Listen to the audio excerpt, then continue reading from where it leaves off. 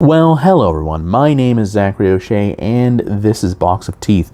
I'm going to share another scary ghost story for the holiday season, along with the D&D monster associated here, in just a moment.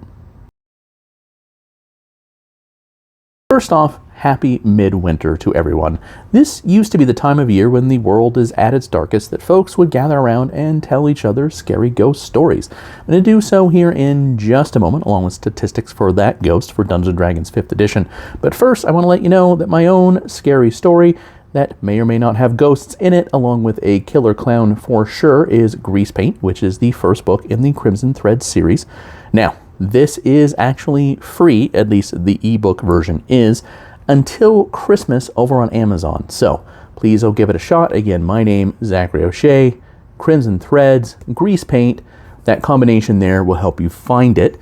And yeah, I'd love to hear what you think. Let's go ahead and jump into that Dungeons & Dragons ghost though right now. We're going to be covering the Hound Priest. Never a more rotten cretin took up the cloth than the Hound Priest. Now that's an empirical fact. If it wasn't the womanizing that damned his soul, it was the gambling. If it wasn't the gambling, it was the pilfering of church coffers. If it wasn't the stealing, it was the dog fighting. If it wasn't the dog fighting, it was training his hounds to love human flesh and kill men on command. Some say he even fed his own babes, fathered out of wedlock, to the blasted curs.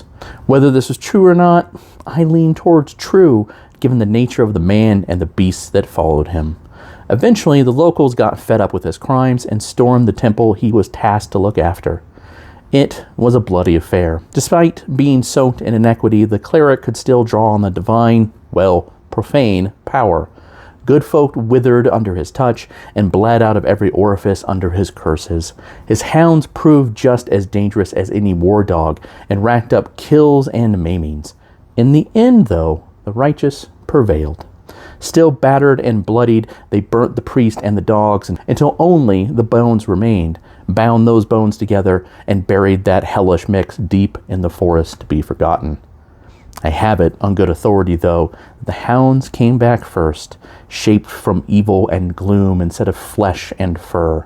They dug their master up, breathed unlife into him. Now he's just a shadow himself, shaped like a man, but with a mastiff's head that has glowing crimson eyes. Now let's look at this jerk statistics for Dungeons & Dragons 5th edition. The Hound Priest is a chaotic, evil, medium undead ghost who is challenge rating 7. Like any ghost, he does have a plethora of damage resistances, damage immunities, and condition immunities. He does also have ethereal sight, incorporeal movement, and etherealness. What gives him some distinction is the ability of Cry Havoc. So he can summon Shadow Mastiffs that appear next to him and immediately get to go on his initiative. He can only have 2 of those Shadow Mastiffs summoned at one time. These are his evil hounds. He does have a plethora of spell casting that are all divine spell casting, or profane in this case. And lastly, instead of Withering Touch, he does have Castigation, which is a ranged spell attack. The person takes necrotic damage as normal, but has to make a charisma save or is frightened until the end of their next turn. Nice and simple and evil, the sort of creature that your players are going to love to put down and lay to rest permanently, or send to the flaming hell where he deserves to be. All right, you can check out all the ghosts that I've made, there's dozens of them, and hundreds of other horror-themed monsters for Dungeons & Dragons 5th edition, all perfectly free at boxofteeth.blogspot.com. If you're more interested in the non-Dungeons & Dragons projects that I have, or the horror fiction that I write, that again includes Grease Paint, which is free on Amazon, the ebook, until Christmas, you can always go to www.zacharyoshea.com. Thank you for your time and your attention, and have a great day.